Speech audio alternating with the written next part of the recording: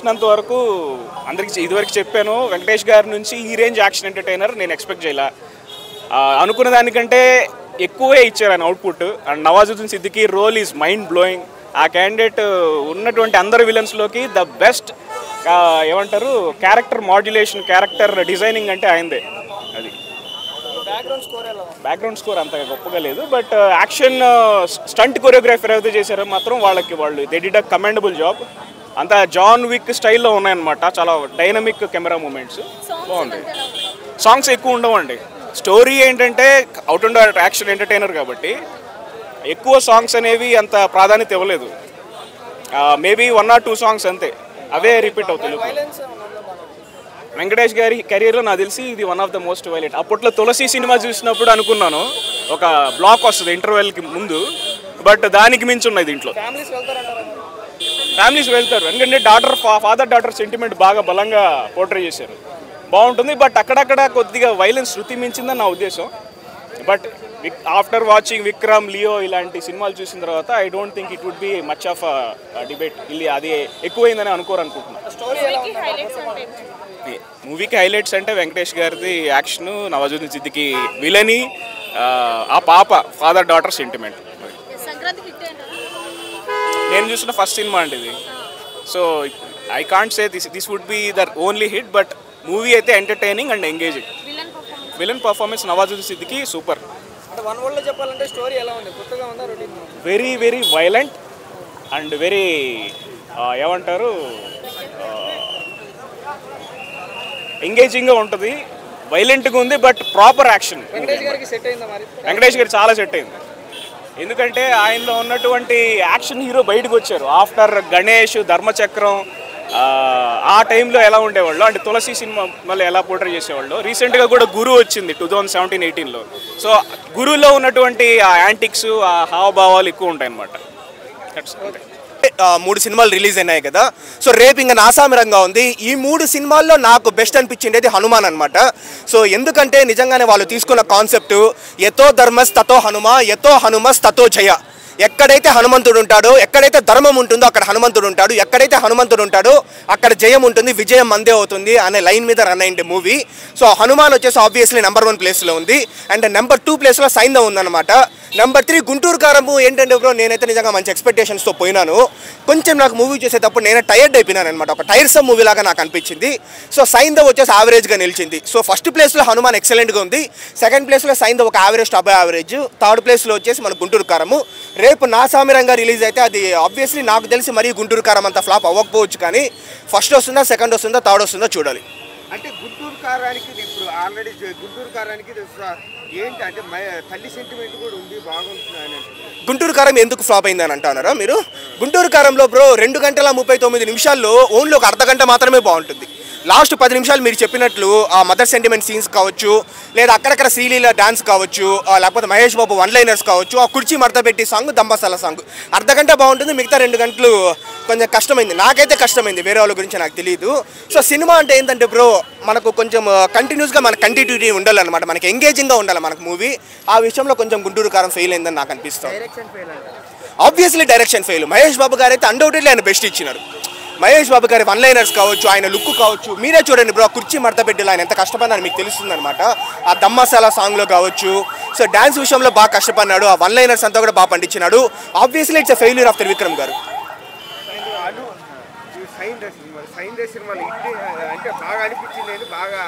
సైంధవ్ సినిమాలో నాకు బాగా అనిపించింది ఏంటంటే ఫస్ట్ హాఫ్లో ఒక సీన్ వస్తుంది, సైంధవ్ ఇస్ బ్యాక్ అని వచ్చే సీను. మళ్ళీ సెకండ్ హాఫ్లో వచ్చేసి కార్లో నుంచి ఇంకా వెపన్స్ వస్తూ ఉంటాయి అనమాట. అలా 2-3 మాస్ సీన్స్ ఉంటాయి సైంధవ్లో, అది నాకు బాగా అనిపించింది. హనుమాన్ సినిమాలో థియేటర్లో ప్రొడ్యూసర్లు కూడా థియేటర్లు ఇవ్వలేదని బాధపడ్డారు ఆల్రెడీ. ఇంకా పెంచేస్తారు. దేనికైనా ఒక వ్యవసాయానికి ఒక లిమిట్లో ఉండాలి, లేకపోతే వేరే వాళ్లకు బానిస అయిపోతామన్నట్టు చాలా బాగా చూపెట్టాడు. సైంధవ్ అనేది ఒక టైటిల్, ఆ పేరు చూస్తే క్యూరియాసిటీతో పోవచ్చు.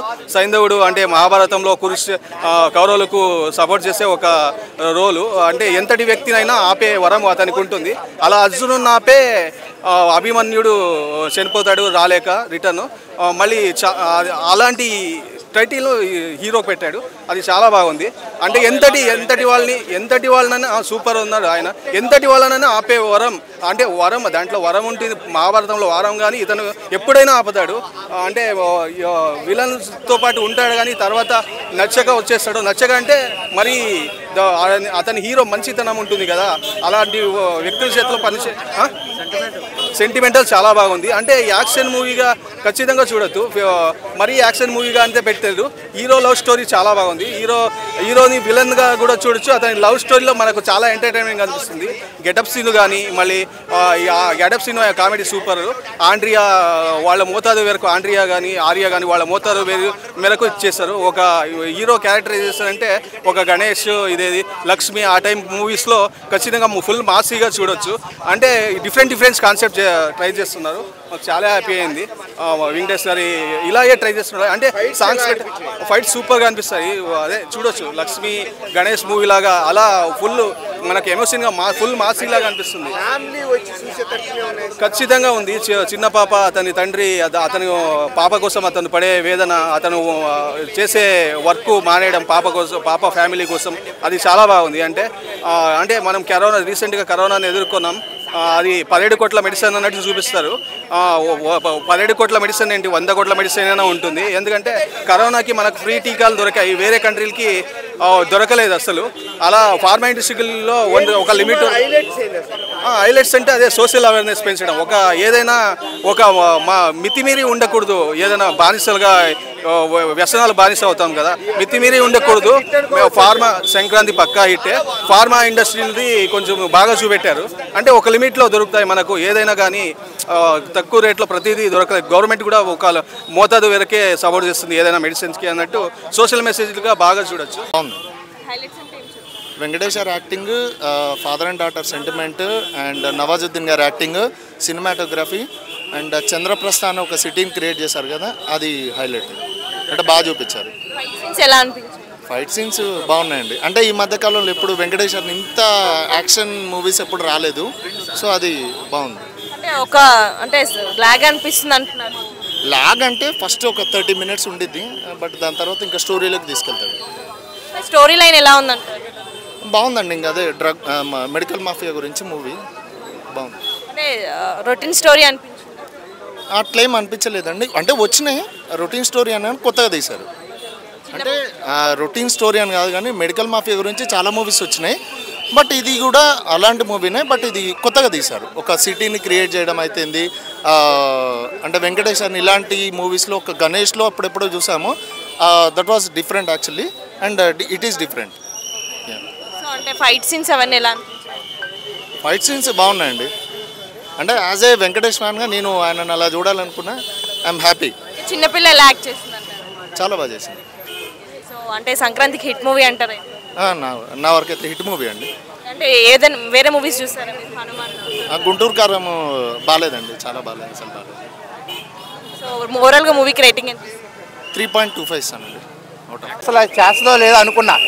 ఆయన ఆవిడ స్పృహ కోల్పోయి బెడ్ మీద పడుకున్నప్పుడు చాలా, అంటే ఎవరైనా చూడు ఒక క్లోజ్ పెట్టగానే ఆ పాప కన్ను కదలడం అలాంటివి ఉంటాయి కదా.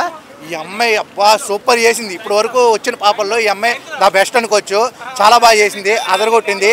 వెంకటేష్ గారు ఎంత అదరగొట్టారో ఆ పాప కూడా అంత అలా అదరగొట్టింది. శైలేష్ గారు అయితే మాత్రం ఈ సినిమాకి హిట్ 3 అని ఎందుకు పెట్టలేదంటే, హిట్ 1 హిట్ 2 హిట్.